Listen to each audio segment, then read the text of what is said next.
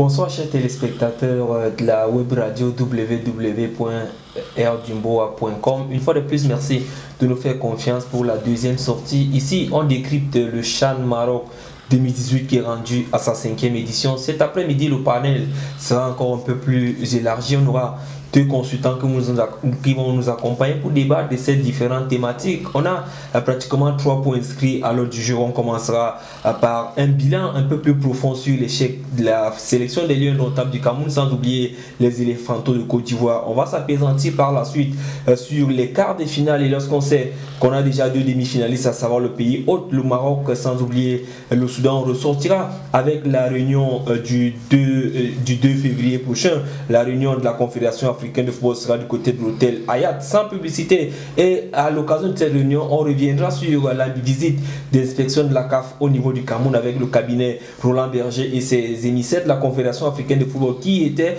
est-ce que le Cameroun pourrait être prêt au soir de 2019, à l'aube de 2019, pour organiser cette 32e édition de la phase finale de la Coupe d'Afrique? Sans plus tarder, je suis fils d'Anel India pour vous servir. Derrière les boutons de l'autre côté à la technique, on a Armel Dati. Cet après-midi, je vous l'ai tantôt dit, vous allez me laisser le soin de présenter le panel. À ma gauche, on a simplement le plus belge des Camerounais. Il s'agit de François Ngoumo, plus connu sous le nom de Bako Touré. On va le présenter. Il est un entraîneur qui détient une licence UEFA du côté de la Belgique. Il est actuellement le conseiller spécial du président du conseil d'administration de la Colombie.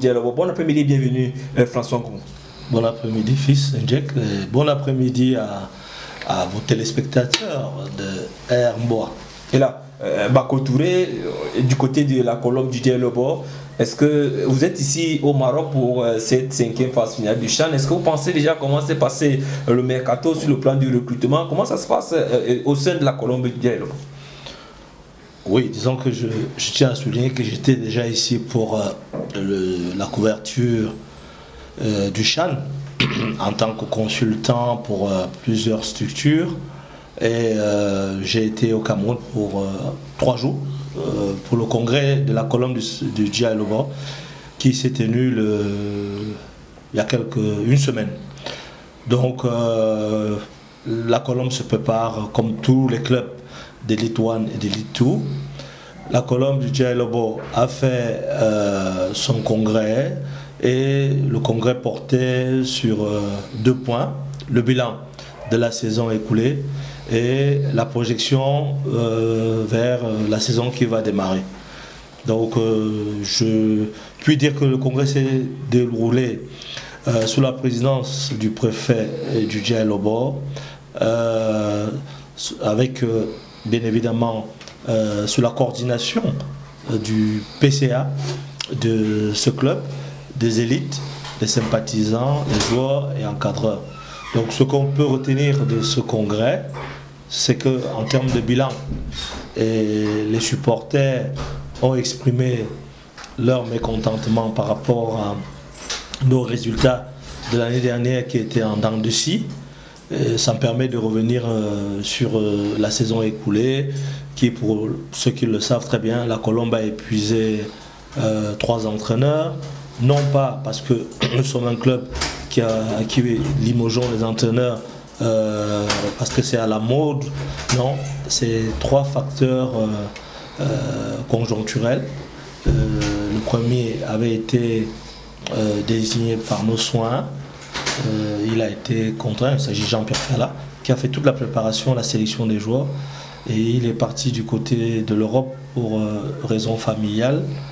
Il avait une permission de 15 jours. Après 15 jours, il n'était toujours pas là. Et puis le PCA a estimé qu'on ne pouvait pas commencer la saison comme ça et qu'il fallait absolument prendre des décisions en vue d'avoir un entraîneur principal. C'est son adjoint qui a géré 2 matchs. Jean-Pierre Ferland n'était toujours pas là. Et après, je crois, 4 journées, nous avons... Le directeur général de la NAFOOT est arrivé, Carlo Langacho, voilà. Qui, sur le banc de touche de la Colombe, a été désigné par le chef de l'État. Le chef de l'État. Et il est parti. Voilà encore un entraîneur que nous... Il a été promu, si on veut se le dire. Voilà, qui est encore parti. Et puis enfin, Nankam, qui est venu le remplacer. 8 matchs sans défaite. Sans défaite. C'est le lieu ici pour nous de souligner la patience du PCA qui a fait confiance à ce staff. C'est un duo, hein, Mais là, je voudrais quand même m'appesantir sur... on est qu'en guise d'introduction, même bien qu'on soit un peu long, mais je voudrais quand même m'appesantir. Comment Olivier Nankam réussit à maintenir une équipe? Il est pratiquement... Colombe est la meilleure équipe de la phase retour, mais en fin de championnat, l'entraîneur file dans les assurédois. Vous savez que le football, c'est la loi de l'offre et la demande.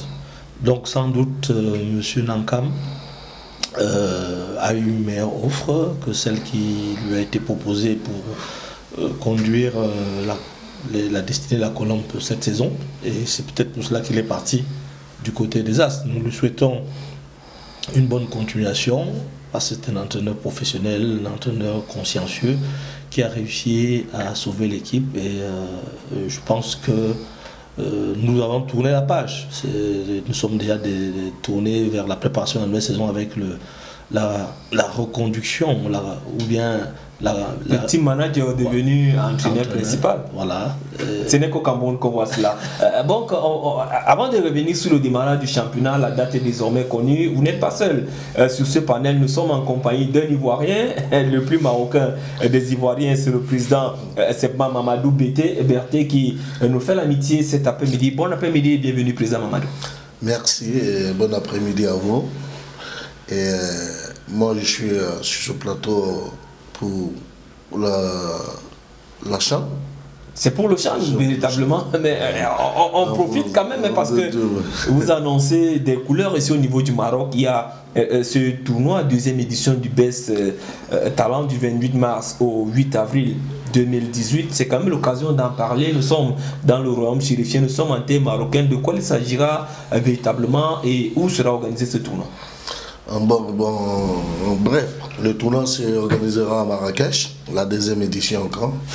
Et l'objectif de ce tournoi, c'est de faire connaître les jeunes talents devant les scouts et les différents agents FIFA qui viendront assister. Combien d'équipes sont attendues au départ à Bilandou? Un peu partout en Afrique, on aura 8 équipes.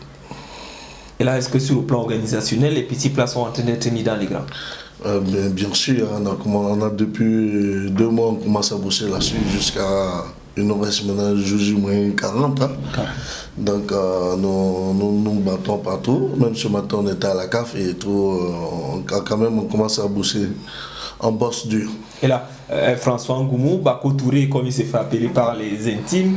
Avec vous, on parle quand même du démarrage du championnat. La date est désormais connue. On parle du 10 février, François Ngoumou. Mais moi, je voudrais quand même interroger le 10 février lorsqu'on sait qu'à cette même période, la formation de New Stade Douala sera sur le champ de l'Afrique, sur le plan continental, en Coupe de la CAF. On peut quand même se poser les questions sur cette date de démarrage où il y aura un décalage d'un jour au François Ngoumou.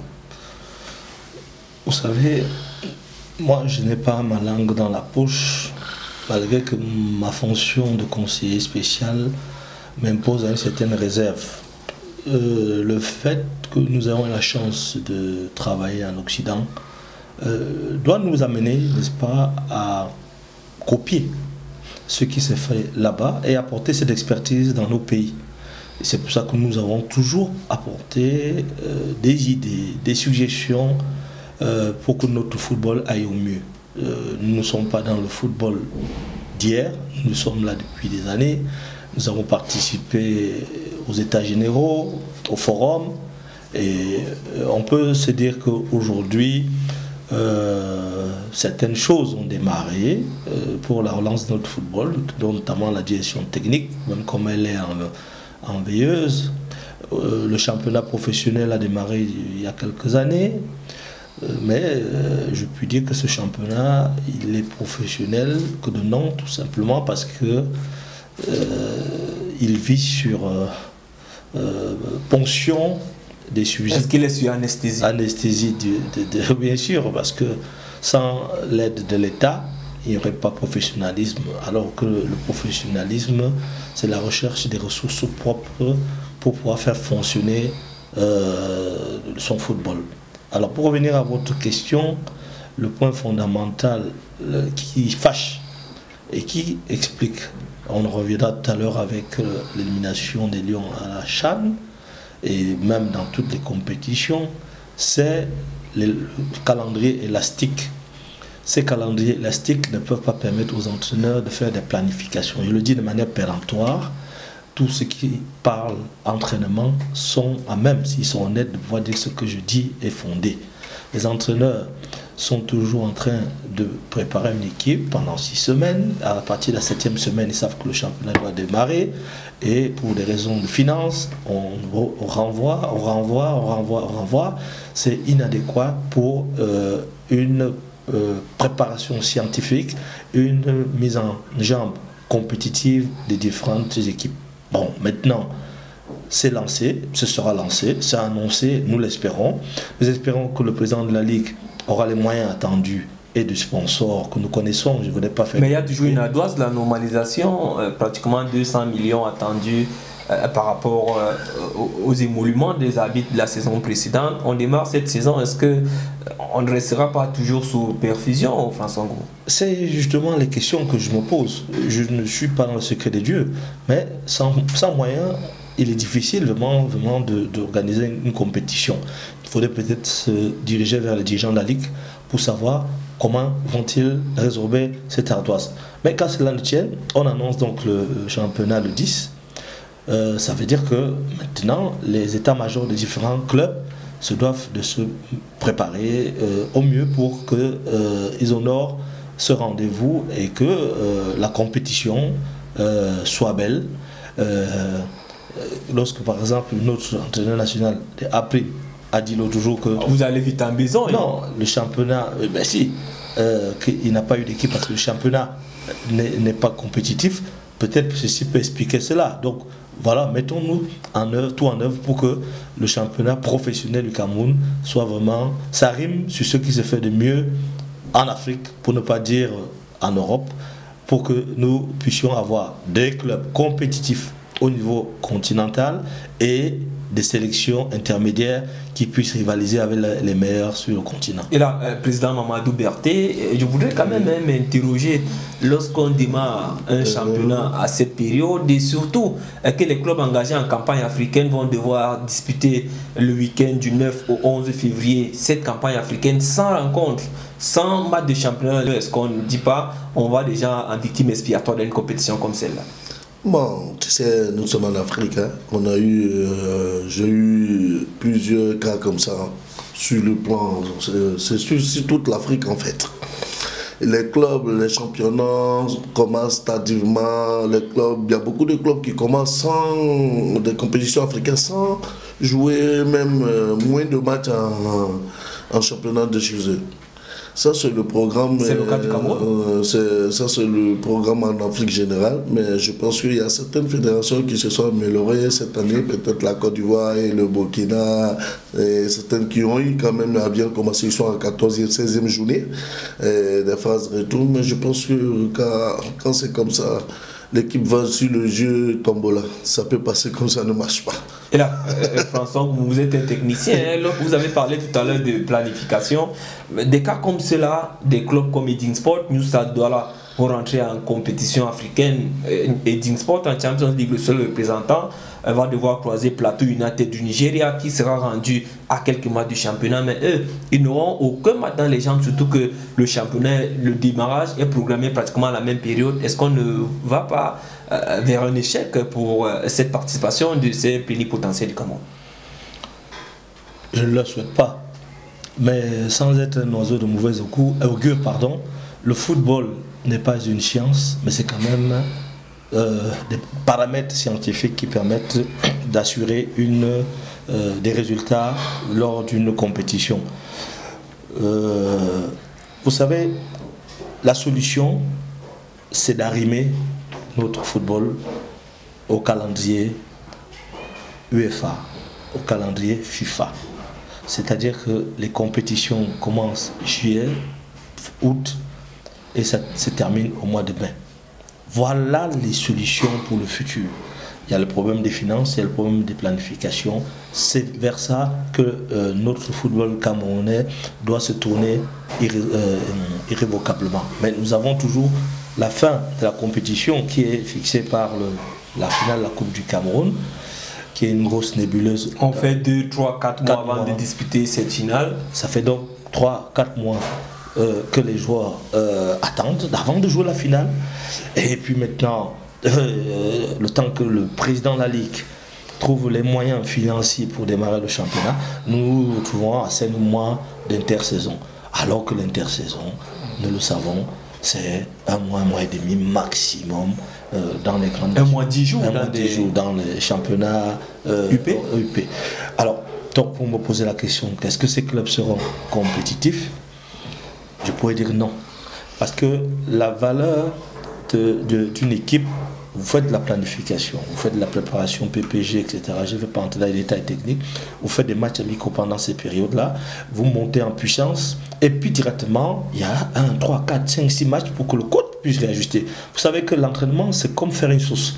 Aucune sauce ne peut être parfaite dès la première fois. Votre femme, lorsqu'elle fait la sauce, lorsqu'elle vous fait un bongo chobi, elle goûte.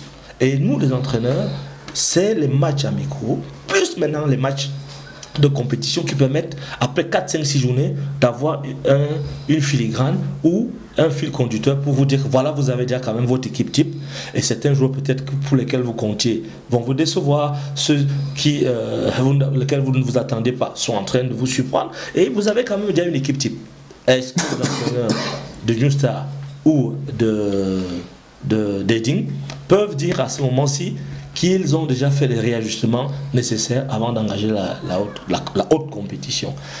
Bon, mais comme parfois on dit le football est une science, mais... Vous revenez sur cette... Oui, mais bon, la chance aussi peut intervenir et permettre que malgré ces incongruités, que ces clubs-là réussissent à passer le cap du premier tour. Et président Mamadou, est-ce qu'à chaque fois on doit invoquer la question de la chance, surtout que on est dans une compétition aujourd'hui où la CAF a revalorisé en mettant une grosse enveloppe, en mettant une grosse cagnotte. Comment, par exemple, ces clubs pouvaient faire pour compenser, peut-être en disputant des matchs à l'international, en faisant des tournées un peu de partout, ce qui n'est pas le cas aujourd'hui? Non, mais c'est, comme je te dis toujours aujourd'hui, je reviens toujours aux dirigeants africains. C'est l'ambition en fait qui amène les gens à arriver plus loin. Si les dirigeants de clubs ils veulent se contenter des petites subventions qui ne sont pas ambitieux, qui ne veulent pas suivre les règles, qui ne vont pas arriver loin. Parce que déjà une équipe, déjà pour moi c'est la fondation, il faut commencer depuis bas âge, il faut avoir un objectif bien précis. Et pour venir en championnat, vous voulez jouer pour le titre, mais après le titre, qu'est-ce que vous faites? Vous jouez dans la Ligue des Champions. Ligue des Champions, qu'est-ce qu'il faut arriver? C'est ça qui fait un peu la différence entre les clubs sous-sahariens vers nous et les clubs Maghreb qui sont plus avancés. Et quoi qu'on dise, ils sont toujours avancés parce que eux déjà, ils commencent à ils s'organisent. Par exemple le WAC ici, on a vu tous ces clubs qui ont une véritable structuration. Tu arrives à El Ali, tu es fier, tu arrives à l'Espérance, tu es content, tu arrives partout, mais bon voilà, tu prends par exemple l'exemple à la SEC Mimosa. Le président, il a tout construit, il est là, mais chaque année, il commence à zéro. Et donc, tu vois, la SEC aujourd'hui joue. Il s'est dit en objectif, il joue le premier rôle, mais moi je ne vois pas qu'il joue ça. Plus que si je prends la SEC d'avant-hier et la SEC aujourd'hui, on se rend compte qu'il n'y a pas de progrès. Donc, mais on n'a plus un international ivoirien qu'on a mis à la tête au niveau, par exemple, comme manager de la SEC d'Abidjan. Est-ce que ça n'a pas apporté un plus? Bon, pour le moment, la SEC, on voit cette équipe en championnat, ils sont premiers. On voit que tout va bien dans le championnat ivoirien.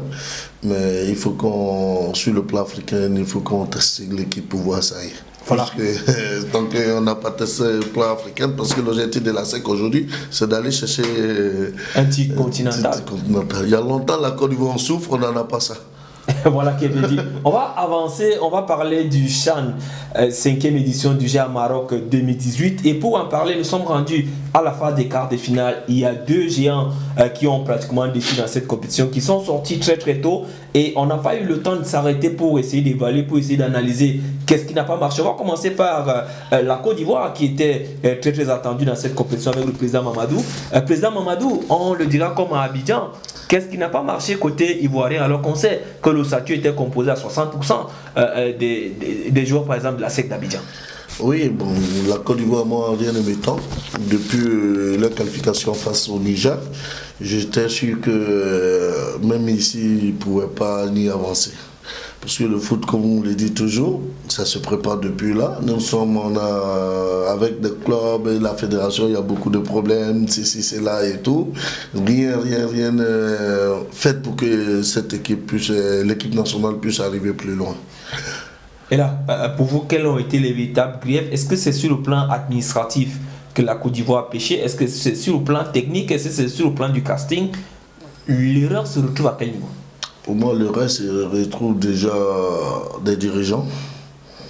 Et les dirigeants aujourd'hui des clubs, je ne sais pas leur objectif véritable pour la fédération. Est-ce que c'est un manque d'un projet? Si, c'est un manque de projet. Il y a beaucoup de manque de projet aujourd'hui en Côte d'Ivoire, puisque beaucoup de dirigeants sont des managers, comme je le dis. Et pourquoi vous écrasez un sourire lorsque vous le dites? Non, plus que j'en sais, je suis dans ce milieu, je sais comment ça se passe avec les dirigeants. Et personne ne se concentre au club et chacun pense d'eux maintenant. Ok, quand c'est comme ça, les gens pensent d'eux maintenant, c'est difficile. Puisque je reviens un peu derrière, avant c'était pas comme ça. On avait un championnat ivoirien, l'équipe nationale de Côte d'Ivoire était à 80% de les locaux. La SEC Africa, quelques clubs. Mais aujourd'hui, si on me dit que l'interview de Kolo que j'ai suivi, que les autres, ils ont des équipes nationales seniors, mais je ne comprenais pas qu'est-ce qu'ils voulaient dire là, parce que la Côte d'Ivoire, avant nous, même en 92, on allait chercher avec les locaux. On avait quelques professionnels, mais le football ivoirien était quand même solide et tous les dirigeants, on avait des vrais dirigeants avant. Mais maintenant, donc on a plus des affairistes. Oui, bien sûr. Moi, je peux appeler comme ça aussi. Mais comment vous dites le retour de Kolo, par exemple, de Kalou en Côte d'Ivoire, pourquoi ça fait jazzer, ça fait grincer, on dit il n'a pas sa langue dans la bouche. Non, mais Kalou, pour moi, Kalou, il a dit la vérité. Parce que les anciens joueurs qui viennent, pour moi, il faut les intégrer, il faut les donner des rôles pour qu'ils puissent quand même apprendre beaucoup aux enfants. Parce qu'à leur temps, il n'y avait pas ce genre de magouille au niveau du... Ils sont déjà rassasiés, ils veulent venir travailler. S'ils viennent là, il faut les donner la place pour qu'ils puissent quand même apporter plus. Parce que eux, déjà, il y a l'amour qui est là, il y a beaucoup de choses qu'ils peuvent apporter. Et là, François Ngoumou, on parle de cette élimination de la Côte d'Ivoire. Avant de parler de votre pays qui vous est cher, le Cameroun, pour vous, qu'est-ce qui n'aura pas marché à côté éléphanto de Côte d'Ivoire? Si je regarde les choses de l'extérieur, je pourrais dire que c'est au niveau structurel, au niveau administratif. Vous êtes sans ignorer qu'il y a beaucoup de bruits de couloir au niveau de la Côte d'Ivoire. Il n'y a pas d'élection depuis un certain temps. Il y a des présidents de clubs qui veulent faire le coup d'État, etc. Non, si, je te coupe un peu la parole. Il y a élection, ça s'est bien passé. Sidi, oui. Il a remporté tout dernièrement.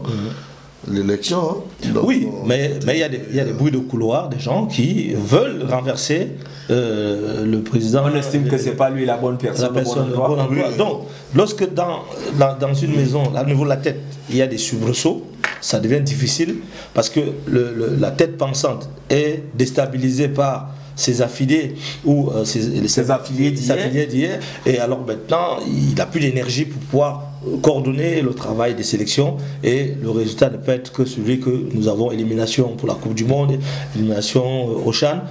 Il faut une stabilité, une sérénité, à mon sens, pour pouvoir gérer les affaires du football. Mais dans cette poule B, on voyait quand même la Côte d'Ivoire s'en tirer. On avait la Namibie, on avait la Zambie, on avait l'Ouganda, mais patatras. Les éléphantos se retrouvent dans la sauce, comme on dit le plus souvent. Et là, on peut parler, maintenant je peux parler sur le plan essentiellement technique, parce qu'il peut y avoir des soubresauts au niveau administratif. Maintenant, l'entraîneur, quel joueur a-t-il choisi? Est-ce que les joueurs choisis sont le reflet du niveau du championnat ivoirien? Parce qu'il faut être honnête, moi j'ai vu un seul match, les autres c'était à la télé, j'ai vu un match en direct, parce que vu 20 matchs à la télé et un match ça passe sur Canal Horizon sans publicité. Voilà, donc je peux m'interroger par rapport au niveau technique de l'équipe ivoirienne. que ce soit défensif, médian ou offensif, il y a un joueur qui sorte du lot. Alors qu'à l'époque, la Côte d'Ivoire nous sortait des joueurs de grande qualité, que ce soit Kolo, Habib, tous, ils sont passés par là, voilà. Sol béni, comme on dit. Et puis, en bon belge, je dis que je suis le plus belge des Camerounais.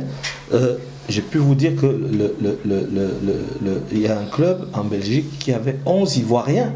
11 Ivoiriens, Beveren, 11 Ivoiriens. L'académie. Et je peux dire même que il y en avait 10, on était obligé d'enlever un Ivoirien pour mettre le gardien au goal ou essayer de mettre un bon belge pour être représentatif parce que c'était quand même un championnat belge. Mais c'était, avec Jean-Marc Guillou, une référence au niveau de la qualité de la formation. Et tous ces joueurs-là, que ce soit Romaric, Eboué, etc., Copa, tous ces joueurs-là ont fait les beaux jours du championnat belge.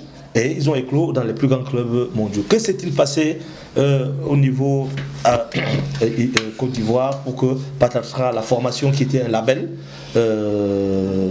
disparaisse? Je pense que notre frère ici présent est à même de mieux nous indiquer par rapport à ce délitement de la formation au niveau de la Côte. Vous êtes interpellé, président Mamadou, que s'est-il passé pour qu'aujourd'hui on a vu ces jeunes sortis des Sol bénis d'aller tutoyer le monde du football. Aujourd'hui on se rend à l'évidence que c'est plus évident même de voir un footballeur ivoirien évoluer en Ligue 1, évoluer en Première Ligue anglaise, à part ceux-là qui sont quittés du lot depuis un moment. Bon, ce groupe était déjà constitué par Jean-Marc Guillou depuis son arrivée en Côte d'Ivoire avec Maître Roger. Et si aujourd'hui on parle de Kolo, on parle de Yaya, on parle de Cécile, l'académie, c'est qu'il y avait un Jean-Marc Guillou qui travaille en collaboration avec la SEC Roger Rougnier. Mais aujourd'hui, depuis combien d'années Jean-Marc Guillou n'est plus en Côte d'Ivoire? Donc la génération... Est-ce qu'il n'a pas transmis, est-ce qu'il n'a pas passé le témoin? Non, mais tu sais que c'est difficile. Lui, il est parti. La SEC a toujours l'académie jusqu'à aujourd'hui, mais ils ont eu pas mal d'autres joueurs, mais ils n'ont pas encore eu des joueurs comme Aruna Dendane, comme Kolo, comme chose. Parce que les gens ne sont pas les mêmes, les gens n'ont pas les mêmes visions. Jean-Marc Guillou, il est venu avec son projet, ça a marché, son objectif avec la SEC, ça a marché. Et il y a eu malentendu entre lui avec Roger Onien, ils se sont séparés. On va dire les intérêts. Ouais, l'intérêt. Il est parti le Mali, il a fait un peu le tour en Algérie et tout. Mais on n'a pas eu un genre comme Yaya Touré, comme tout, parce qu'il faut te dire qu'en Côte d'Ivoire, on a du talent naturel. On a du talent naturel et on a des gens qui savent très très bien jouer au ballon depuis leur bas âge. Mais je dis toujours que lui, il avait souligné que la fédération, c'est vrai, moi souvent j'attaque la fédération, mais le vrai problème de football ivoirien, c'est la formation à la base. Vous avez pratiquement on a trop de centres de formation en Côte d'Ivoire. Alors trop de centres de formation, n'importe qui se lève, ils font centre de formation. On ne peut même pas. Et que le championnat, des bons joueurs refusent de signer le championnat parce qu'ils ont l'objectif, ils se disent qu'ils vont partir, qu'ils veulent partir à l'extérieur. Mais aller à l'extérieur comment? Il faut jouer chez toi d'abord. Et aujourd'hui, c'est ça qui fait que les dirigeants aussi ne font pas d'efforts pour l'organiser les clubs. Quand ils me disent que, quand on lui dit qu'il y a eu bagarre tout à l'heure entre les dirigeants et la fédération, c'est vrai. Mais les dirigeants, moi, je pose la question, qui font bagarre, qu'est-ce qu'ils ont fait pour les clubs? Le club existe pendant combien d'années? Il y a ça, parce que pour faire des reproches à quelqu'un, toi-même, il faut que tu te fasses les critiques d'abord. Où tu en arrives, où tu es, qu'est-ce que tu as fait pour le football ivoirien? Parce que ça ne s'arrête pas, la fédération de dire que la fédération telle. Même demain, on change, Sidi. On change, on fait venir Jacques, on fait venir tout. Peut-être ça va se concentrer sur l'équipe nationale, mais sinon sur le football ivoirien, on va toujours rester, on ne va jamais même se qualifier en phase finale. Parce que pour moi, la cause, c'est les dirigeants. Il faut qu'ils revoient les politiques, la formation, comment il faut. Il faut un objectif bien précis pour y arriver. Sinon, tu ne pourras jamais, tu vas tourner autour du pot. Et là, François Ngoumou, on va avancer parce que vous avez suivi le même cas qui est transposé en Côte d'Ivoire. On peut le transposer au niveau du Cameroun. En partant du Cameroun, Rigobert Song-Bahana avait annoncé les couleurs, au moins disputer les demi-finales parce que ceux qui étaient là auparavant ont joué au moins les quarts des finales. Mais cette fois, en 3 sorties, le Cameroun a réussi un maigre point. Pour vous, on est sous normalisation depuis un moment. On se rend à l'évidence que sur le plan de la préparation, on peut s'interroger. Pour vous, qu'est-ce qui n'aura pas marché dans ces 3 sorties et de la formation amenée par Rigobert Song. Oui, le Cameroun est à la deuxième normalisation en 3 ans. Et cette instabilité au niveau managérial de la fédération est la première cause. Parce que les joutes électorales et les procédures judiciaires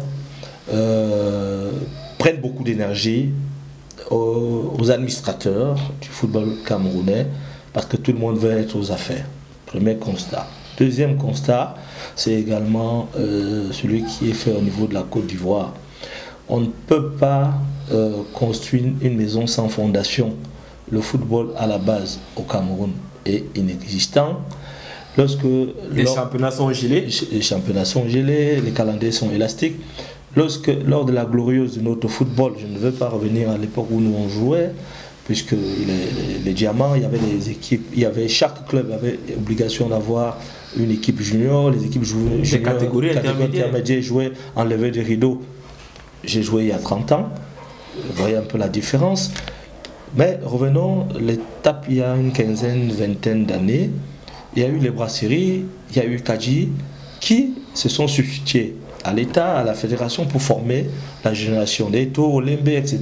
Et on a eu cette formidable équipe de 2002. Les Rigobert Song. Voilà un modèle qui a fait ses preuves par une brasserie, on ne va pas la citer, 2 brasseries d'ailleurs. Alors pourquoi l'État n'a-t-il pas, ou la fédération, qui a les gros moyens, les sponsors donnent de gros moyens au football camerounais pour créer une académie à la dimension de celle des brasseries ou de la Kadji. Il y a la foot qui est en train d'arriver. Oui, mais vous savez, un poussin ou un enfant, est-ce qu'il commence à courir directement quand il sort du ventre? Non, l'essentiel. Non, l'essentiel, ça veut dire que... Non, permettez, je peux faire cette digression pour dire que vous parlez de l'anafoot. L'anafoot, vous demandez à votre enfant de courir, alors qu'il faut d'abord qu'il apprenne à marcher. Avant que l'anafoot ne produise des joueurs de qualité, nous l'espérons. Et il faut le souligner, l'anafoot commence à sélectionner les enfants à 12 ans. Et on espère qu'ils font 6 ans de formation, c'est à peu près à 18 ans, que ceux-là pourront intégrer les sélections nationales, voire l'équipe nationale A. Donc avant que nous n'arrivions à avoir des produits finis, il y a 6 années intermédiaires, il faut les compenser. Donc pendant ces 6 années-là, comment va-t-on faire pour avoir encore des équipes compétitives? Alors pour revenir à l'essentiel, qui est l'élimination. Moi, je l'ai dit, un problème administratif, les guéguerres, la normalisation. La normalisation n'est pas faite là pour gérer un football. C'est des soins palliatifs qu'on donne de manière temporaire. Et la normalisation, son objectif, c'est faire des statuts. On attend toujours ces statuts. Préparer des élections, etc. Donc, vous comprenez donc que la normalisation ne réfléchit pas en profondeur pour ce qui est le terrain. Et le terrain, on en vient. Rigobert Song se qualifie contre une modeste équipe, avec tout le respect que j'ai pour Sao Tomé et Principe, qui n'est pas un foot de guerre. Et il joue un seul match amical contre la Guinée équatoriale. Il a 35 ou 40 jours au Cameroun. Il joue contre les académies, il joue contre les équipes de 2e, 3e, 4e zone. Comme j'étais en train de vous le dire, je suis entraîneur avant tout, avant d'être un dirigeant. Vous ne pouvez pas mettre sur pied une équipe sans évaluation. Ça, c'est le hic. Et qui devait permettre donc à son de jouer des matchs amicaux? C'est les gens qui sont chargés donc de trouver des matchs, c'est-à-dire la fédération. Or, il n'y a pas de fédération. Parce que normalisation ne veut pas dire fédération. Donc la fédération... Mais ils gèrent comme les affaires courantes. Là, eh bien, vous constatez donc que je suppose qu'ils sont, avec ses collaborateurs, ont fait un programme de préparation. Ils ont sans doute introduit des matchs amicaux. Mais lorsque vous allez voir votre père et vous demandez à votre papa que j'ai besoin d'argent de poche et on ne vous le donne pas, qu'est-ce que vous faites? Donc, il y a un problème, point d'interrogation. A-t-il fait des propositions pour des matchs amicaux et que la fédération a répondu? Les gens doivent répondre par rapport à cela. Ils arrivent maintenant au Maroc. C'est au petit bonheur la chance qu'ils sont venus négocier des matchs contre des pays qui étaient déjà sur place. Ça encore en termes de planification, ça ne se fait pas. Donc ces 3 matchs qu'ils ont même eu, je crois qu'il faut dire Dieu merci qu'ils aient pu les avoir pour permettre... Vous êtes impliqué en tant que Camerounais? Oui, et je dis... Bien que vous avez été roulé par la suite. Voilà, donc nous avons travaillé toujours parce que nous sommes... Il y a des gens qui ont des grosses commissions, il y a des gens qui sont payés pour cela, mais ça fait une vingtaine d'années que nous travaillons pour le football Cameroun. Dès qu'il y a Cameroun, nous agissons et après, c'est tout à fait normal. Vous ne pouvez pas abandonner votre famille, vos enfants, sans être rémunéré pour le travail que vous faites. C'est après coup. Donc on a proposé, on a fait des propositions, on a travaillé avec le staff technique, ça a été validé. Et le président BRT qui est ici, qui est un compatriote africain, parce que le panafricanisme, cela existe, nous l'avons saisi pour faire des propositions de stage, etc., validées par le team manager. Peut-être on va revenir vers vous et on va s'arrêter un temps soit peu avec le président Mamadou. Président, vous avez contribué à cette préparation du Cameroun, vous avez contribué à cette préparation du Cameroun pour cette compétition. On va le temps pour nous de faire un tour à la régie. On revient pour parler de ces matchs amicaux des Lions après du Cameroun. Ok, merci. Après ce petit détour par la régie pour la page en couleur, on revient se retrouver ici en studio. On continue. Nous sommes toujours là pour parler, c'est le deuxième numéro, pour parler du CHAN Maroc 2018. C'est pratiquement le décryptage. Nous sommes en train de tirer les leçons des échecs. De l'échec des pays comme la Côte d'Ivoire, comme le Cameroun. Mais on revient sur la préparation de ces Lions à prime. Vous êtes impliqué, mais au final, on a lu un peu de partout sur la toile que vous travaillez pour des adversaires du Cameroun et finalement, vous avez empêché le Cameroun de jouer par exemple comme le Niger. De quoi il s'agit véritablement? Est-ce que vous pouvez nous rétablir votre part de vérité sur cette préparation des Lions à prime du Cameroun? Oui. Bon, comme François le disait tout à l'heure, que moi, c'est François qui m'a contacté. Et pour la préparation du Lion du Cameroun. Et en tant que PDG de la société suisse, je me suis mis à travailler directement. J'ai contacté la fédération marocaine, j'ai écrit même au FUS de Rabat. J'ai quand même allé à l'hôtel Farah pour que je puisse faire la réservation. J'avais déjà la date du 2 et même le terrain annexe du Mohamed Archi de Rabat. Et j'ai eu toute la réponse, j'ai envoyé au team manager Sali et à François en me disant que bon ok, il n'y a pas de problème, à la dernière minute les détails. Après, à ma grande surprise, François est arrivé, on a appris qu'ils ont donné le stage à un certain monsieur Claude. Et donc nous étions à l'aéroport et après on est parti à l'hôtel, c'est le même hôtel où j'ai réservé, l'hôtel Farah. Et d'abord ils nous ont caché l'hôtel et après de cela le match contre la Guinée, on avons organisé ce match, on allait à Jadida signer tous les papiers. Ils étaient obligés de nous appeler pour que ce match se joue. En tant que François me disait que en tant que patriote, il faut accepter le match et voilà, Dieu merci. Ce match, donc ça veut dire qu'on vous a roulé sur le dossier. Oui. Et la deuxième partie, c'était le match contre le Nigeria. Et ils n'avaient pas d'adversaire. Nigeria devrait jouer contre l'Angola, puisque c'est moi qui gère l'Angola. Et donc le Cameroun devrait jouer contre l'Ouganda. Le Cameroun devrait jouer contre l'Ouganda.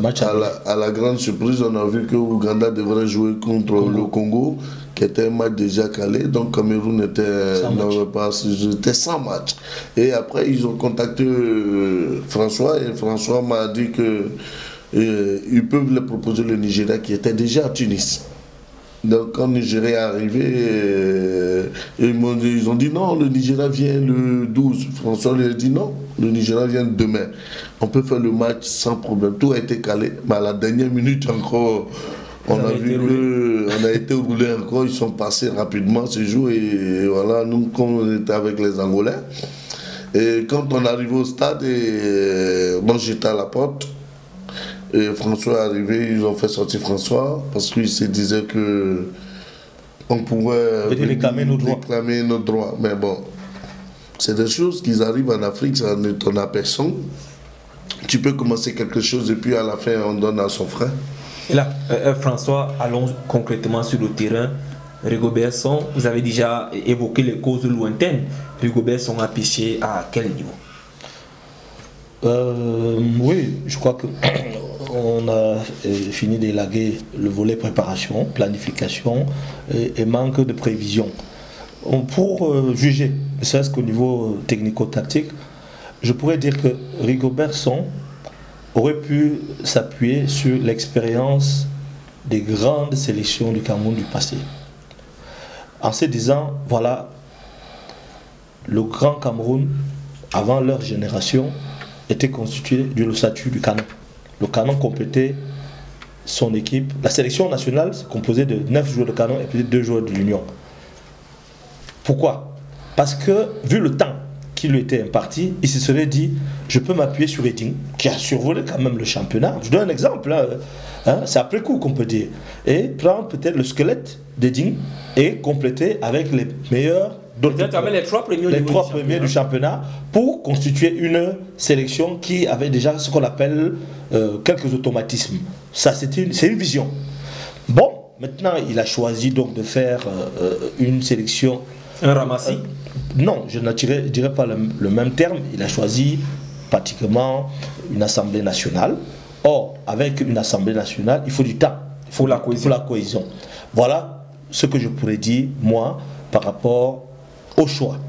Maintenant, sur l'analyse des matchs, je l'ai dit en toute objectivité, le Cameroun a joué de malchance lors de la première rencontre. Lors de la première rencontre, après 20 minutes difficiles où les gars étaient frileux, ces garçons ont commencé vraiment à pousser le Congo dans ses derniers retranchements, se sont créés les occasions nécessaires, mais il n'y avait pas de finisseur. Et est-ce qu'on ne peut pas interroger ces 4-3-3 qu'on a insisté jusqu'à la fin de cette première phase? Le problème du dispositif est fonction du joueur que vous avez. Un entraîneur, lorsqu'il sélectionne, fait une sélection de 23 joueurs, il a d'abord son dispositif dans sa tête. Donc, le dispositif de 4-3-3 est un choix de Rigobert Song en fonction des joueurs qu'il avait déjà prévu sélectionner. Donc je pense qu'à ce niveau-là, la question lui revient à lui. Pourquoi avoir insisté sur le 4-3-3? Pourquoi le choix de ce dispositif? Sans doute par rapport aux éléments qu'il avait visionnés pendant tout le championnat. Et de toute façon, où est-ce que nous avons vraiment failli? Il faut être honnête.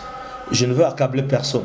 On a une défense qui n'a pas été, à l'arc central surtout, qui n'a pas été... Mais on avait une paire par exemple, 2 joueurs de UMS, mais finalement en compétition on a retrouvé un joueur des As et un joueur de UMS. Est-ce que à ce niveau, au niveau de la cohésion, au niveau des paires, comme on dit le plus souvent, le staff technique a sa raison pour pouvoir donner des justificatifs par rapport à cela. Ces joueurs-là, je ne les ai pas trouvés étant les plus rassurants. Les deux latéraux, c'était pas mauvais. Bawak, n'est-ce pas? Et puis Tchenche. Au milieu de terrain, Awono et Namedji jouaient pratiquement sur le même échiquier. Ce qui manquait. On avait pratiquement des joueurs qui se tamponnaient. Il manquait un relayeur ou un joueur de percussion. Bitan a été une déception. Chaque fois qu'il a joué, ça n'a pas donné. Et au niveau attaque, Pangop on attendait beaucoup. Qui est un joueur international A. Parce qu'il a eu à jouer un match contre l'Algérie, il a même marqué. La surprise est plutôt venue du néo-colombien Mokoko, qui même n'a même pas joué dans son véritable registre de la Colombe, mais a réussi quand même à un peu tirer. Est-ce que vous ne tirez pas le vent de votre côté parce qu'il a réussi à inscrire un but? Non, je ne dis pas de but. Aucun dirait qu'ils attendaient mieux ou encore plus. On connaît la valeur du jeune Moukoko. On connaît son niveau. Il a tiré la Colombe vers le haut, donc il n'est pas là par hasard. Mais n'a pas joué même au niveau de ceux que nous connaissons comme capacité. Bouli, en conclusion, c'est le déficit de la qualité technique des joueurs qui a été également un facteur qui nous a empêchés d'aller plus haut. Et lors du match contre l'Angola, ça a été un combat tactique parce qu'il y avait une mise en place du coach serbe qui regroupait 8 joueurs devant sa défense et le coach camerounais n'a pas su trouver la parade pour contourner cette équipe-là. On va prendre pratiquement la dernière ligne droite et le président Mamadou ne reviendra pas. On va trouver un autre numéro pour débattre à nouveau. Mais parlons de ces quarts de finale sans surprise. On a le Soudan qualifié pour les demi-finales. On a le pays autre que le Maroc qualifié pour les demi-finales. Qu'est-ce qu'on se dit? Quelle analyse faites-vous? Surtout que vous avez suivi ce match entre la Namibie et le Maroc. Victoire du Maroc 2-0. Non, pour le cas marocain, moi, cette année, le championnat marocain a beaucoup donné. Moi, je ne suis pas surpris pour le Maroc, mais pour le Soudan, je suis plus que j'ai vu. C'est pratiquement une surprise du chef. Pour moi, parce que j'ai vu la Zambie jouer, qu'ils étaient prêts, tactiquement, techniquement, physiquement, qu'ils étaient au point. Et j'ai vu le Soudan jouer. Bon, c'est le football. Le Soudan, ils sont venus petit à petit, mais... Est-ce que c'est un moteur diesel? Hein? Est-ce que c'est un moteur diesel? C'est un moteur diesel, on peut le dire. Président France. Là, déjà, ils sont allés plus loin déjà. Éliminer la Zambie, c'est pas fait. Pas un rien. Donc, le danger s'installe. Président François Ngoumou, coach, analyse de ces deux premiers quarts de finale. Maroc 2, Namibie 0, Zambie 0, Soudan 1. Ben, le Maroc joue à domicile. C'est un facteur non négligeable. Sur le plan psychologique, c'est un atout. Mais en termes de qualité, sur le plan technico-tactique, le Maroc est bien en place. Et ils ont 2 ou 3 joueurs qui, incontestablement, pour moi, peuvent attirer l'attention de Hervé Renard. Peuvent se retrouver à être sélectionnés pour la Coupe du Monde. Je pense notamment de leur avançant du numéro 9, leur capitaine numéro 13, dont je ne connais pas le nom, et même le défenseur, les 2 défenseurs centraux qui, pour moi, sont des joueurs de très haute facture. La Namibie n'a pas démérité, et je pense que les quarts de finale de la CHAN sont le reflet, n'est-ce pas, de ce qui se fait de mieux à l'heure actuelle en Afrique en termes de qualité. Le Soudan, il ne faut pas être surpris. Nous avons au niveau du Soudan, pour comparaison n'est pas raison, il y a des joueurs professionnels au Soudan. Il y a des joueurs camerounais qui sont là-bas, qui touchent 5 000, 10 000 euros. Donc les clubs soudanais ne sont pas... Ils ont mis un peu le paquet au niveau de pour relever le niveau de leur championnat. Donc je pense que le Soudan ça a été une surprise pour ceux qui ne suivent pas l'évolution du football africain. Mais ils sont déjà là, il faudra faire attention à cette équipe. L'Angola est au moment où nous sommes en studio, l'Angola est en train de jouer contre le Nigeria. Angola, Nigeria. Tout à l'heure, on aura certains Congo contre Libye. Je pense que la Libye a gagné son match au fil pour se qualifier. Le Congo n'est pas mauvais sur le plan technique, ce sont des manipulateurs de ballon. Donc je pense que le plateau qui nous sera réservé pour les demi-finales sera un plateau de très haute facture, et ce sera très une bonne chose pour la valorisation du championnat, du football amateur, puisque ce championnat est réservé pour les joueurs évoluant sur le continent. Président Mamadou, les 2 derniers quarts de finale, Congo-Libye et surtout le Nigeria-Angola de tout à l'heure. Congo-Libye, c'est un match, j'ai déjà vu les Congolais jouer, j'ai pas eu la chance de voir les matchs Libye, mais une équipe congolaise vraiment tactiquement bien en place. Surtout, ils ont terminé premier de la poule, et je pense que la Libye aussi, c'est pas mal. Donc pour moi, je pense que ce serait un match équilibré entre les deux. Et là, quel peut être votre pronostic pour l'affiche finale? Ce sera peut-être qu'un certain Soudan-Nigeria, un certain Angola-Maroc. Ce sera quoi pour vous la finale des rêves? Moi, la finale des rêves, ce sera le Nigeria-Maroc. Président, c'est très bonne organisation. Sur le plan infrastructurel, ambiance, en dehors des stades. Pour ceux qui n'ont jamais été au Maroc, c'est une très belle découverte. C'est un pays... C'est un vaste chantier. C'est un vaste chantier. Et nous, disons, profitons de cette tribune pour nous encourageons vraiment nos amis marocains à briguer, n'est-ce pas, l'organisation de la Coupe du Monde 2026 parce qu'ils en ont les moyens. Mais autant leur équipe est bonne sur le terrain, autant le Maroc, comme tous les pays africains qui organisent les compétitions continentales, pêche sur le plan de la mobilisation des supporters lorsque l'équipe nationale ne joue pas. Donc c'est le petit hic que je peux constater. Donc il faut rester derrière toutes les équipes. Il faut aller au stade. Voilà, il faut que les gens aillent au stade. Il faut créer le lobby maintenant. C'est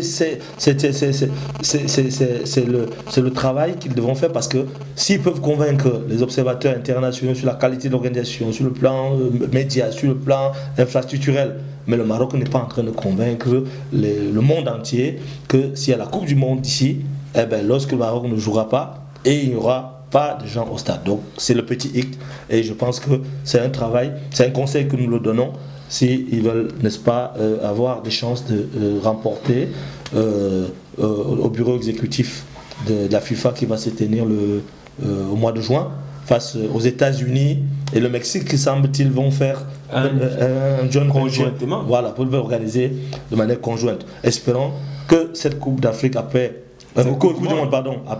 l'Afrique du Sud reviendra au Royaume chérifien, c'est-à-dire à l'Afrique. Nous avons 56 voix. Regardons panafricanisme et votons tous quand même notre candidat africain. Et là, on va ressortir, on amorce la dernière ligne droite de ce programme.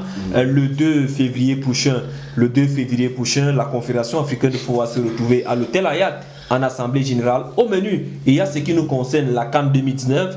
Le cabinet Roland Berger vient de séjourner au Cameroun. Les émissaires de la CAF y étaient. On va présenter le rapport de ce qui a été vu et entendu du côté du Cameroun. Président Mamadou, aujourd'hui, au vu de l'évolution des choses du côté du Cameroun, est-ce qu'on peut se dire qu'il y aura des bonnes nouvelles pour l'organisation de cette compétition par le Cameroun en 2019?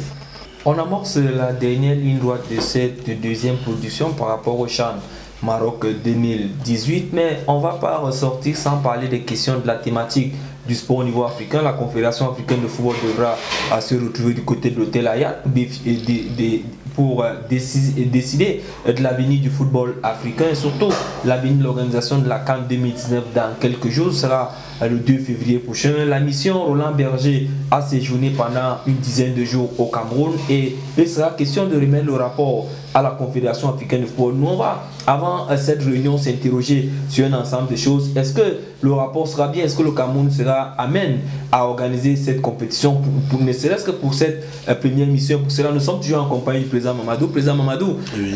On va s'attendre à quoi le 2 prochain? Est-ce que cette mission sera porteuse au niveau de cette Confédération africaine de football? Surtout qu'on sait que le Maroc continue à mettre la pression sur l'organisation de cette compétition.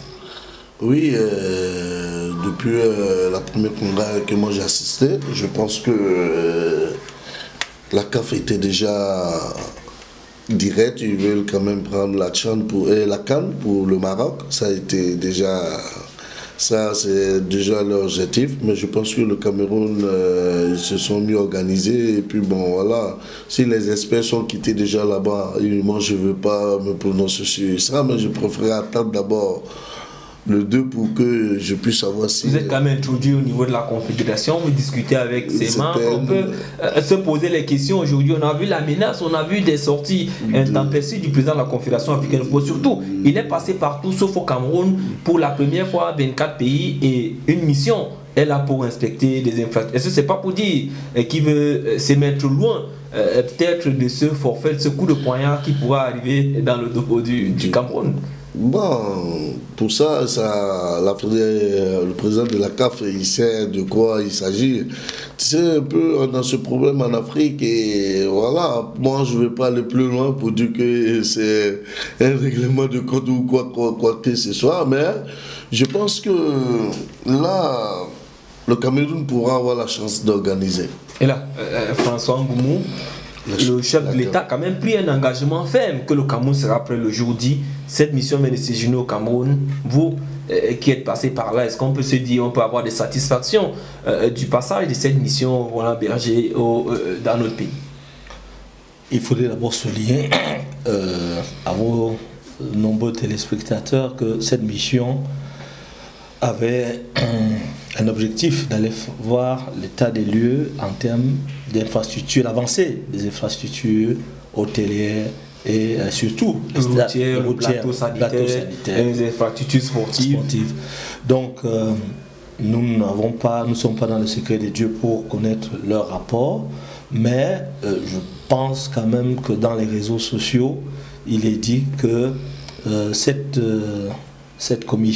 mission était venue avec des préjugés, mais après avoir fait un tour sur le terrain, se sont rendus quand même compte que sur le plan technique, je dis bien sur le plan technique, j'étais au Cameroun il y a à peine une semaine, pendant qu'ils y étaient, ils se rendent compte qu'il y a des choses qui peuvent être au moins 3 stades sont déjà prêts. Ouais, donc c'est la première mission d'inspection. Je doute fort. Je viens de vous parler de la Coupe du Monde 2026. Vous savez que le football et la politique vont beaucoup ensemble. Le président de la CAF soutient la fédération marocaine par rapport à la candidature. Le Cameroun, quoi qu'on dise, est un mastodonte sur le plan de l'échiquier africain. Et je pense qu'il y a des alliances qui peuvent se faire. Mais je parle maintenant sur le plan technique. Les techniciens ont été des spécialistes en aéronautique, en infrastructure, etc. Des ingénieurs qui ont discuté avec des ingénieurs camerounais et ils ont posé des questions précises pour dire est-ce qu'au temps T2, c'est-à-dire au moment où on va revenir, vous pensez pouvoir réaliser telle ou telle chose, réajuster tel ou tel manquement. Ce n'est que pour moi, à mon sens, lorsque la deuxième visite, que la CAF peut s'interroger ou s'inquiéter quant à la capacité du Cameroun à être prêt à l'avancée des travaux. Voilà. Pour parler de règlement de compte qui est dit, parce qu'il ne faut pas le cacher, éventuel, les coupes qui ont été retirées au Kenya ou à Madagascar il y a quelque temps, ce n'était pas le fait d'un homme, c'est-à-dire c'était le fait de l'incapacité de ces pays à répondre aux exigences de la CAF qui sont érigées et édictées dans un cahier de charges. Donc si le Cameroun rate l'organisation de la CAN, c'est parce que sur le plan cahier de charge, ils n'auront pas respecté, n'est-ce pas, ce cahier de charge et n'auront pas montré qu'ils peuvent être prêts à temps et à heure. Alors en ce temps-là, la CAF se doit de trouver une solution palliative. Mais dire, je peux mettre ma main au feu, le 2 février prochain, il est scientifiquement impossible que la CAF puisse dire que... Se prononcer. Voilà. Donc voilà, ça c'est mon sentiment. Mamadou, il y a quand même cette sortie du Pape Diouf qui n'est pas allé par deux chemins, qui dit le Cameroun c'est un grand pays, le Cameroun a fait le football africain et aujourd'hui lui pense que c'est un acharnement d'Amad à l'endroit du Cameroun par rapport à l'organisation de cette CAN 2019. Qu'est-ce que vous dites à cette sortie de Pape Diouf chez nos confrères de Canal+? Non, mais Pape Diouf, c'est un grand monsieur qui connaît déjà le football, qui sait ce qui se passe au football africain. Et voilà, s'il a pu dire ça, c'est qu'il a ses raisons. Pour moi, c'est des polémiques. Moi, je n'aime pas m'insérer dedans parce que le football aujourd'hui en Afrique, ça... Cameroun, c'est vrai, Cameroun, c'est un grand pays. Pour moi, il faut qu'on donne au Cameroun pour qu'il puisse organiser ça. Et il y a très longtemps, il n'a pas organisé. Et... ça va faire du bien aux Camerounais et le football camerounais s'ils ont pu organiser cette CAN. Et là, François Ngoumo va peut-être ressortir par là. Pour vous, qu'est-ce qu'il faudrait éviter aujourd'hui au niveau du COCAN, au niveau du comité local d'organisation pour que le jour J, on ne soit pas surpris? Disons qu'on a 2 stades en construction. Il faut accélérer puisque nous sommes passés d'un canevas de 16 pays à 24. Je pense qu'avec les stades que nous avons déjà sur place, nous pouvions très bien organiser déjà cette CAN à 16. Maintenant qu'on dit 24, il faut nécessairement que le stade de Japuma et le stade de Lembe soient achevés en décembre. 60 et 50 000 places. Parce que si en décembre ce n'est pas prêt, alors en ce temps-là, la CAF a le droit de dire Cameroun, vous ne pouvez pas. Et il y a plein de pays africains qui n'ont pas ce souci, comme par exemple notre pays ici. Mais ce n'est pas le scénario catastrophe que nous souhaitons. Donc on peut continuer à garder espoir. Oui, puisqu'ils ont dit, nous livrons les stades en décembre 2018. Et je pense que c'est à partir de 2018 que l'épée de Damoclès va commencer à peser sur le Cameroun. Ça, c'est pour les stades de compétition. Au niveau infrastructure hôtelière, il y a des réaménagements, il y a des Wi-Fi qui doivent être améliorés parce que bon, il y a des choses qui ont été dites. Hein. Et maintenant, par rapport au stade d'entraînement, pour vos téléspectateurs qui ne savent pas, le Cameroun a organisé une compétition, la CAN 2016. Et il y avait déjà des stades, par exemple au sud-ouest, le sud-ouest et le nord-ouest, il y a des subventions là-bas. Il y a 4 à 5 stades de ce côté près qui n'ont même pas été utilisés pendant la CAN féminine. Donc vraiment, je pense que sans un optimisme béat, si les 2 stades, les grands, de Japuma et de Yaoundé Olembe sont construits et livrés en décembre, c'est ce qu'ils ont donné comme rendez-vous à la CAF, il y a de fortes chances que le Cameroun organise cette compétition. Et je reviens sur le plan technique. en moins de 6 mois, effectivement. On n'a pas d'entraîneur. Parce que la compétition... Votre homologue belge Hugo Broos est fortement menacé par le comité de normalisation. Ces déclarations après déclarations, sorties après sorties. Sur le plan technique, on doit quand même commencer à s'interroger aujourd'hui. On doit quand même commencer à voir ce projet avancer pour qu'on se dise on n'aura pas la surprise de 72 chez nous à la maison au pays. Il n'y a pas péril en demeure. Nous n'avons pas de compétition dans les médias. Quand je dis la normalisation n'est pas une fédération, nous attendons voir si le 28 février les élections auront lieu, et si elles n'ont pas lieu et que le mandat est prorogé, ce comité de normalisation se devra de lancer appel à candidature très rapidement pour n'est-ce pas, trouver un nouvel entraîneur qui va faire un plan de planification de travail, proposer un plan de travail pour que le Cameroun fasse amende honorable ou bien fasse une compétition de haute facture chez soi. Parce que jouer chez soi n'est pas une garantie de victoire. Le Cameroun en sait quelque chose. Je crois que sur les 5 victoires que nous avons toujours à l'extérieur. Donc, voilà. Donc, Président Mamadou, on va ressortir. C'est pratiquement la fin de ce programme. En 30 secondes, votre mot de la fin. Bon, moi, c'est juste pour vous remercier de m'avoir accordé cette interview sur votre plateau. Et la seule chose que je peux ajouter aussi, c'est l'union du football africain. Pour que les dirigeants aujourd'hui qui sachent que l'Afrique doit se réveiller, qu'on veut avoir de bons championnats chez nous en Afrique et encourager nos jeunes frères à rester en Afrique. Et pourquoi ne pas comparer, aller plus loin encore, et que la Coupe du Monde revient aux Africains en 2026. En 2026. François Ngoumou, votre mot de la fin. J'encourage les initiatives, n'est-ce pas, de votre télévision Dimboa, que je découvre. Vous savez que je suis un habitué des plateaux, que ce soit en Belgique à la RTBF où je suis consultant avec Fadiga, que j'ai d'ailleurs retrouvé bien d'autres. Donc ce ne peut être qu'à souligner, à saluer qu'il y ait une plateforme comme celle-là qui permette aux Africains de pouvoir communiquer. Et je pense que ceux qui vont découvrir cette chaîne en ligne puissent prendre attache avec le promoteur pour pouvoir, n'est-ce pas, soit faire découvrir leur structure, soit promouvoir leurs activités. Donc, bonne continuation à cette émission.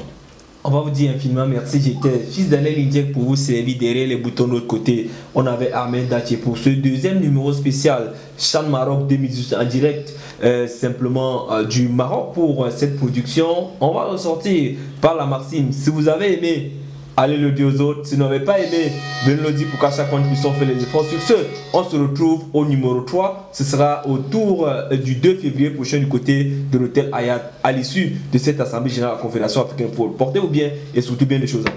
Merci.